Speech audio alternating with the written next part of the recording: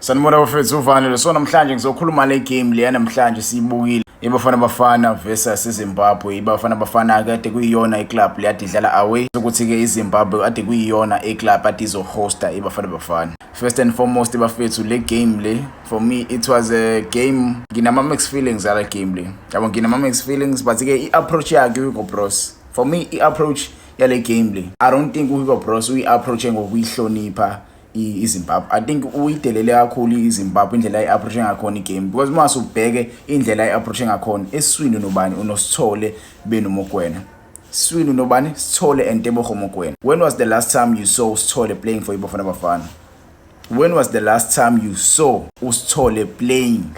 I'm not putting Sithole under the bus. I'm just saying i-approach yakhe uHugo Bros ayiyenzanga isense kumina. Wathi sebuya second half wakhipha bani? Wakhipha the same Sithole number 8 wazofaka number 6. Number 6 uzodlala noba? Uzodlala noTebogo Mokoena, who is also a number 6. We need a goal, we need a creative number 8 ozokwazi ucreate ama chances siyokoriko. Yena uzokhipha number 8 uzofaka bani number 6. Siba more defensive ke manje asiyiphambili asiko at the numbers phambili. Uzokhipha uMhawu who was trying first half. Nimolini ezeshaya ibhala umjida. He was really trying. Uzofaka bani? Uzofaka idefender Thapelo Morena.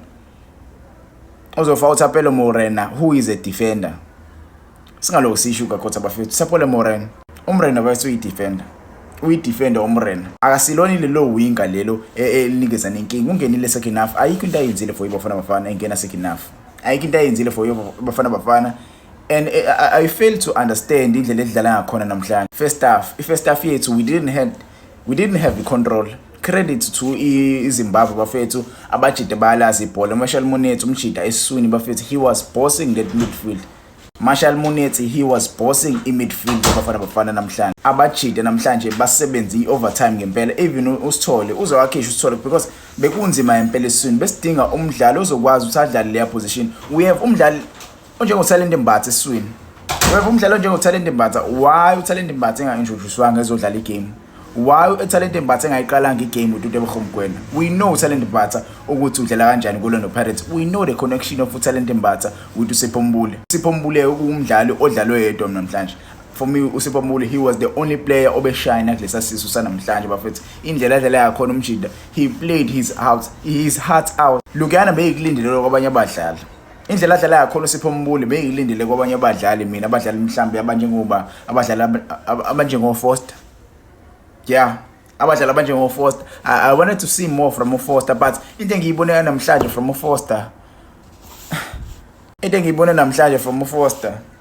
The guy is playing with Premier League. That's a Premier League player right there. That's a Premier League player.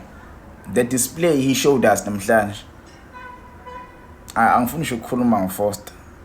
Yabona nje eyaFoster angifuni ukukhuluma. Asikwazi ukuya kuAFCON no Foster. Asikwazi ukuya kuWorld Cup no Foster.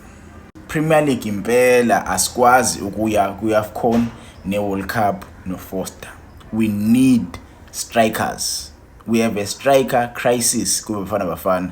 We need strikers. Defensively I feel like abajida bebe right. Mina for me igame yanamhlanje ibileka phambili besileka kakhulu phambili.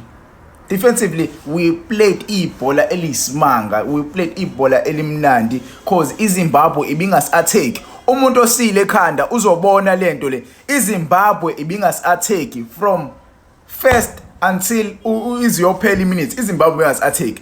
Wena why ukhipha uSithole uzofaka uObas number 6? Uyabona ukuthi team odlala nayo i-defensive. Awufuna ukufaka number 8 ozo-add ama chances. Uzofaka bani? Uzofaka lo mjida lo mfethu. Hayi bufethu ngeke mfethu. Uzofaka iyonto vele yanxa kakhulu.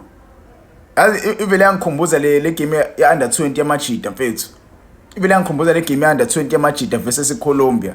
Like it doesn't make sense. Like I understand. Mhlawumbe ngangitshela ama comments, make it make sense. Why are you taking out uSithole and putting uObas? There is Mbatha on the bench. There is a player like Mbatha on the bench.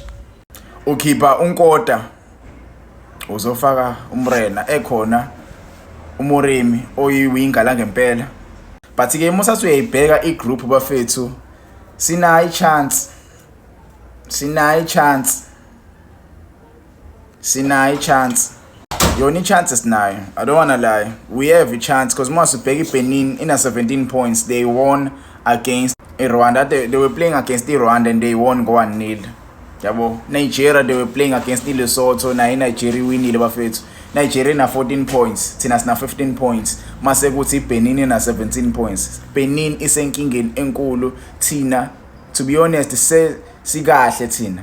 Yabo, yilo nje ngakubeka kanjalo sikahle ngoba uma thina singakwazi ukuthi siyiwine igame eRwanda, which is highly unlikely. I'm not saying ngesiwina, but we do have a chance. It will be highly unlikely ukuthi singayiwina uma siqhubeka ngalendlela edlala ngakhona. But sinalo ithuba lokuthi siyiwine le game. Sinalo ithuba lokuthi siyiwine igame ye-Rwanda versus iBafana Bafana. Mase ukuthi iNigeria kusesandleni zayo. Mifuna ukuqualify ngempela, I don't think kodwa bazoqualify even if they win against iBenin, because let's see, bazoba na 15, 16, 17 nabazoba na 17 points. Shothi bazolingana neBenin, bazofuna ukuyishaya amagoli amaningi iBenin, maybe win, and iNigeria izobe idlala home. Thina masiwina against iRwanda soba na 16, 17, 18, soba on top. Kusesandleni zethu, kumele sincenga neNigeria. iNigeria izoluza ngeyibomb because iBafana Bafana have a chance ukuthi qualify. Ama-calculator right now aphumile. Mbukazi uthole i-red card. Mbukazi yangifuna isho ikhuluma. Yabo le red card athi ngenasidingo le red card. Uyitholile nje i-red card but athi ngenasidingo. Ngimbonile ungizwe lapha. Ngathatha igqugquzela ngempela le Mbukazi uthalwe lapha. But yeah, that's a story for another day mfethu. Le red card kodwa bingenasidingo, abajida mfethu bebe frustrated, even the ref namhlanje. Yabona nje, let's talk about the fucking ref. The ref was so poor. Kukima namhlanje uref ube umsa